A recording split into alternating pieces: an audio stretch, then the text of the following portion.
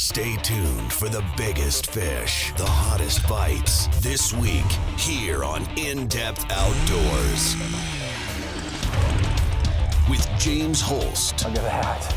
Wow, is that an incredible fish? And the rest of the IDO fishing team. We're headed to the best fisheries across the upper Midwest and Canada. We'll fish longer, explore unfished bodies of water, and go further off the beaten path in search of the hottest bites in fresh water. Look at that. With Cal Schwiel. What a specimen.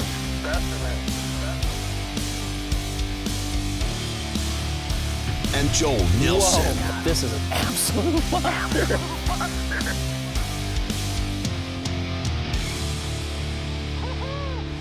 This is In-Depth Outdoors. On today's episode of In-Depth Outdoors, we're about to film an episode that I've wanted to do for almost a year now.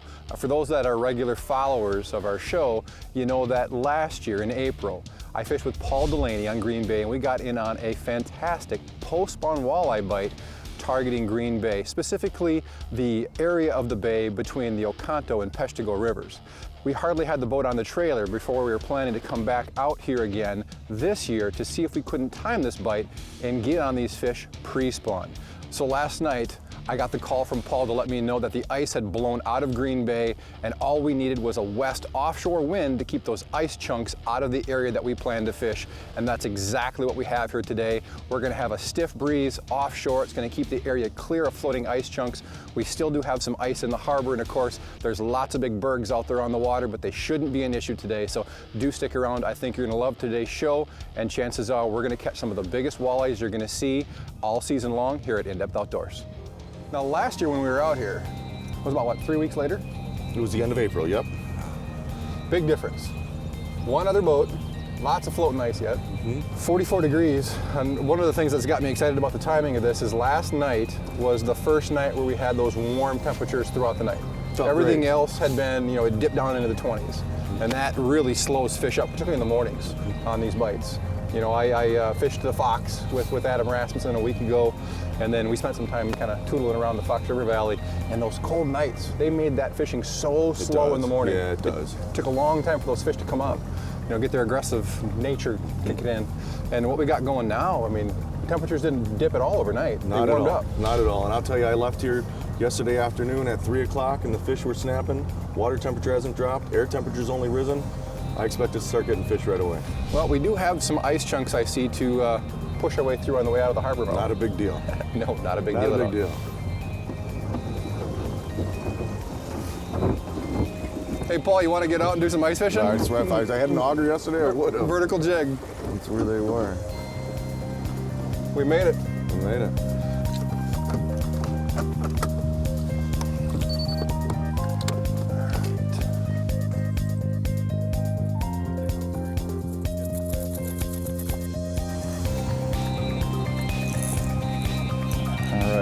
We're armed and dangerous. Well, that ice is blowing out, but it's not going very fast, that's for sure.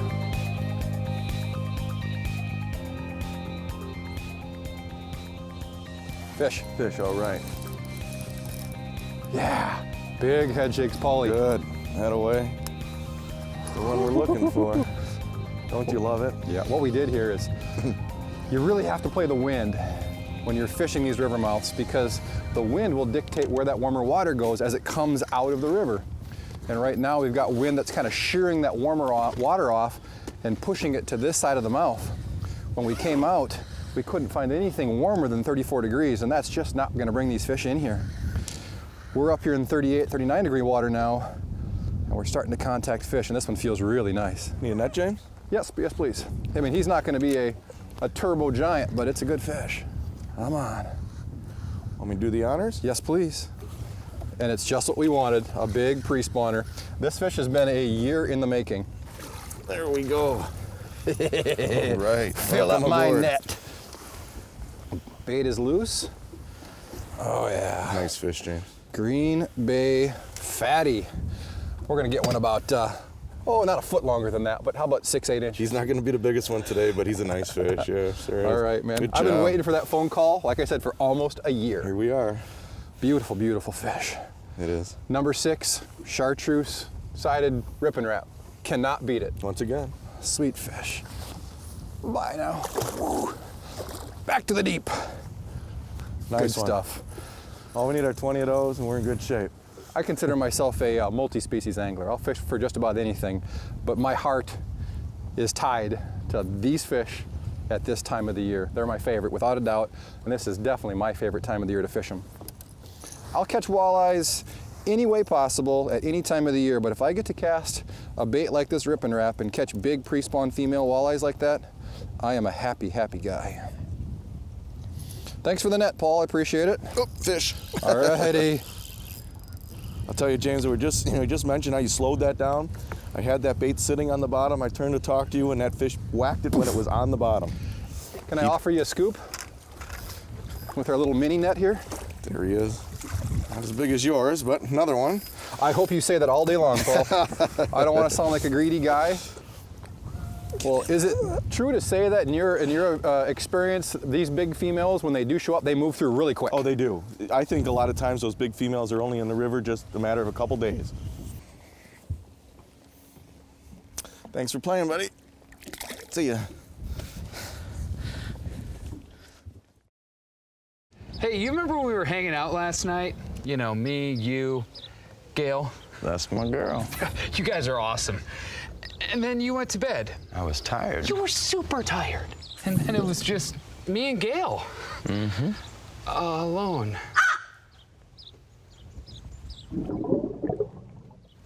What? Yeah!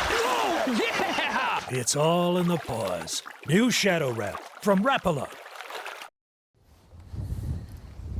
Of all the bites you fish, this has got to be one of your favorites. Yeah, absolutely.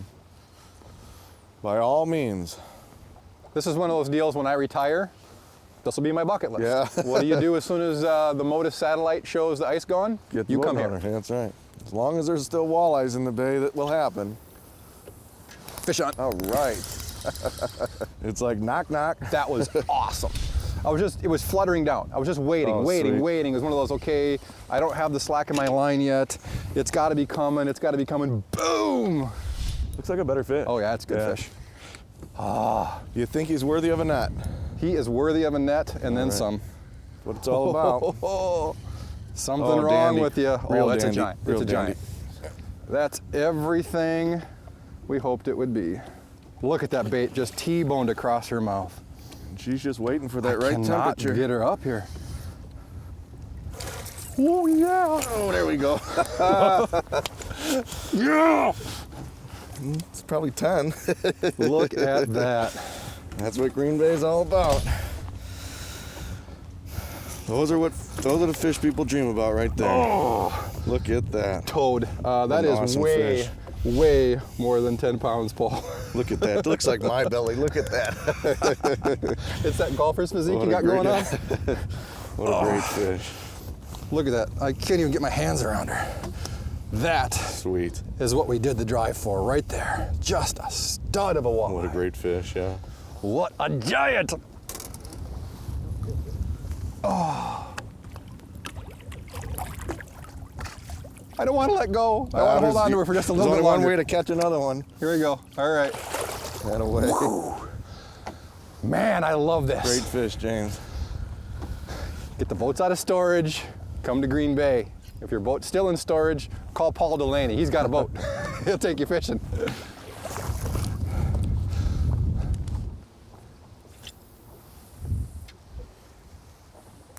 You fishing fire tiger, Paul? No, I put the chartreuse. Oh, there we go. All right. Now that one I didn't feel bite. Came up on him. Sometimes the ones that seem to hit it the hardest just don't get pinned, Yeah. and then the next one you don't feel a darn thing, and that's the one that hooks up. I know this one got hooked up. Will you need a net, sir? I don't think it's a real big one, but I'm gonna guess maybe 20, 21.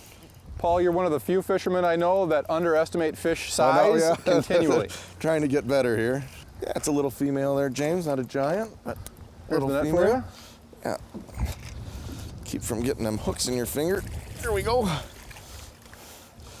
You know, it's not a real big fish, but it's just very common size out here right now. I mean, we get a lot of these fish, whether we're talking males or females, that are in that 20-inch range, that 20 to 24-inch range, which is a beautiful walleye anywhere you fish walleyes.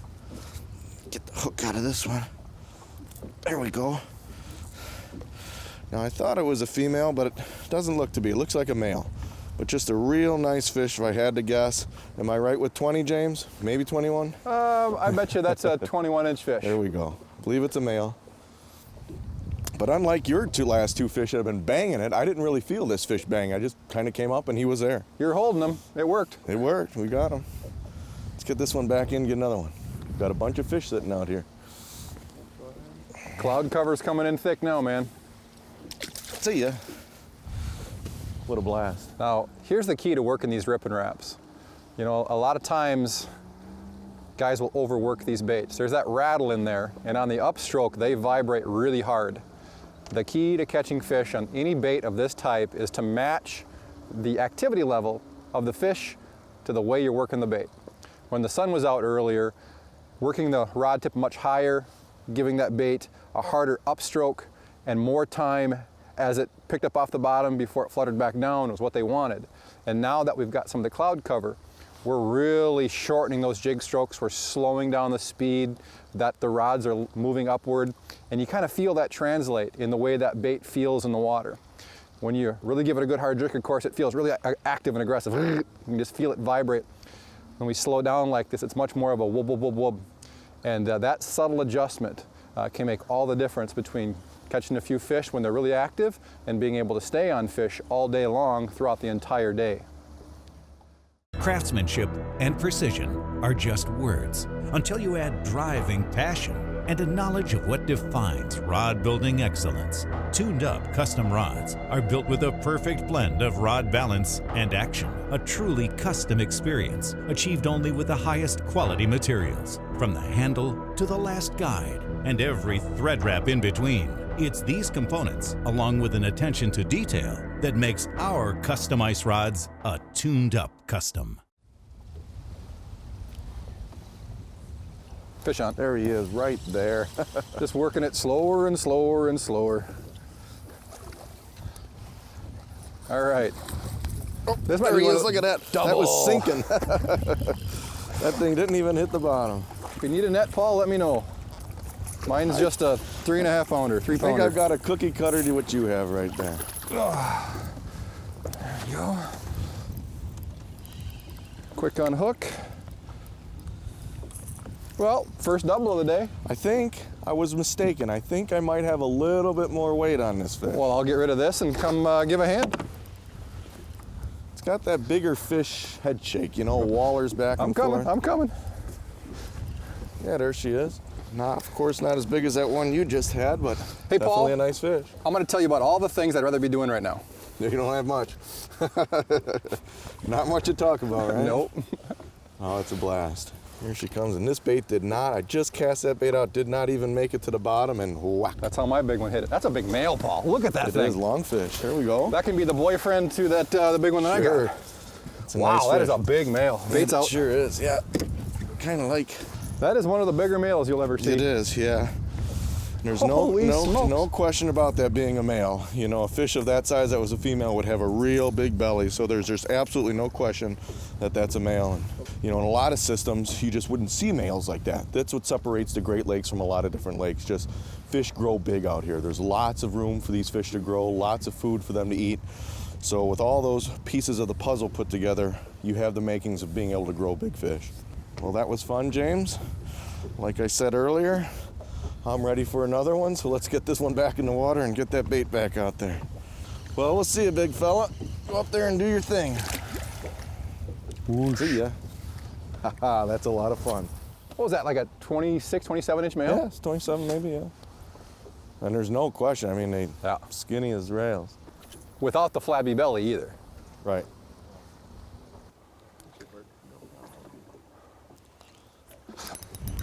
Got him. There you go. Oh, yeah. Another one. That's a big fish, Paul. Well, get ready. Oh, it's got those good head shakes. Oh, yeah. Big fish. Oh, Paul, I can see it. It's a big, big fish. Okay, let me get the net. Such a big girl. I got to see her. We're kind of drifted out into the clean water here. Oh yeah, oh yeah. There we go, James. Those. Oh, she's choking on it. She's choking on the bait, so she's not going There anywhere. it is. That's another green bank pig. Wow, did that fish eat the bait? Look at that. Choking on it. I bet ya. That's what it's all about right there. Not many times a guy can say he's caught a couple 30 pounders in one day, or 30 inches, excuse me, in one day, and I think we just did that. I'm ready for a 30 pounder. 30 pounder. Get out of there.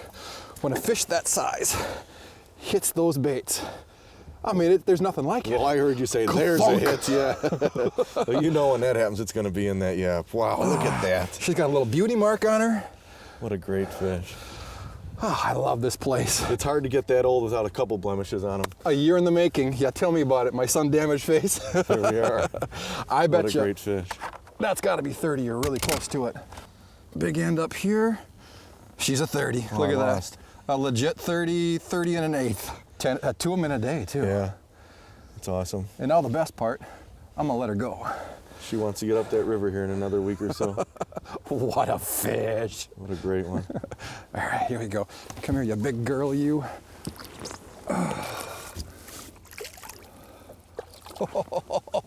Yeah. That's about the coolest thing in the world. Awesome. There, you get some cold water on your hands. There it is, yeah. What a great fish.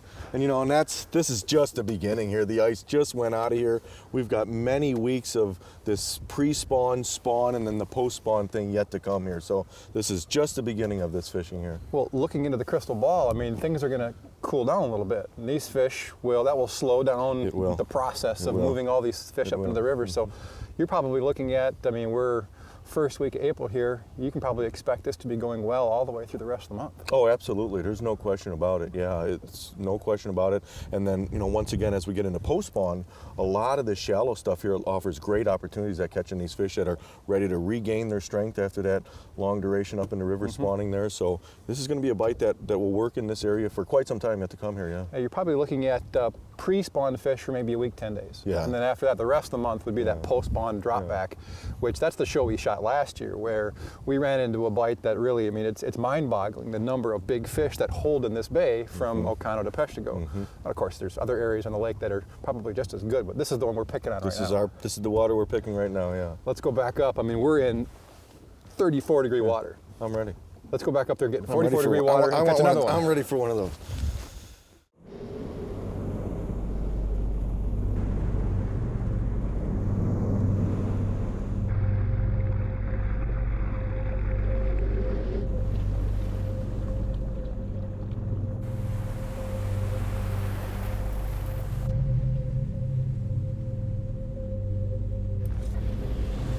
All fishermen are created equal. Some just use better fishing line. This Monday coming up. There it is. Sucker. It is not a sucker. Well, maybe he is. I suckered him. He suckered into the bait. That's Yep, right. I suckered him into eating that. Here. There we go. Ouch. Nice little male there. Just starting to melt just a little bit. Every warm day we get like this, you're going to start to see more and more of that activity where the fish are really getting into full-on spawn mode. So we should probably talk about tackle, rods, reels. I'm using a braided line, so is Paul. We're using Suffix 832 braid. And I'm using 20-pound test. Paul, what are you using? 10-4. 10-4. So mine's a 620, which is 6-pound diameter, 20-pound test. Paul's a 10-pound test, 4-pound diameter. And we're tying onto that a fluoro leader. Now you might think it'd be crazy to need a fluoro leader in a situation where the water clarity is reduced. I mean, the Oconto River running in here is definitely muddy. But for whatever reason, I've found that you catch a lot fewer fish if you don't use that fluoro leader material. I've got a 12-pound test line, about 6 feet of it. And then the rods we're using, standard walleye rods. I actually have here a rod made by Tuned Up Customs. They're the company that makes all my ice rods in the winter. and they're coming out with some open water rods. And this one is a rod that they made for me specifically for this presentation. 6 foot 8 inch, medium, extra fast. It is the best rod for this presentation I've ever used, hands down. So if you've got a walleye rod at home with an extra fast tip, that's really what you're looking for. You don't want a sloppy tipped rod, because what'll happen is when you come up on these ripping wraps, to lift them up off the bottom, to get them to flutter erratically, if you've got a soft tipped rod, that rod's going to bend too much and you're going to have to overwork the bait. And what did I say earlier? Most common mistake made when fishing a ripping wrap is overworking the bait. So definitely look for an extra fast tip rod, 6.5 to 7 foot. You're going to be right in the ballpark. Braided line on the reel, a 6 foot a leader material there. This is 12-pound test line down to a snap. That's a number 2 crosslock snap, and attach that to the ripping wrap. You have that system put together, you're going to be able to catch some fish. There we go. Boy, James, I'm telling you, that was on the far end of that cast, and that was one of those quacks. Here she comes. Thanks, James. There we go. There we are. Well, not quite the giant that you've been getting, but hey, I'll take them. There she is. Wow, what a nice fish. I thought it was bigger, but hey, still a great fish. Okay, let's get this one back in here.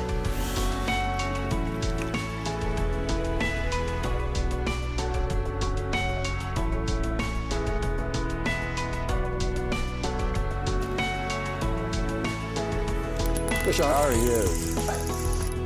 Indeed. Thank you. There's my guy. I think it's a little boy, a little male.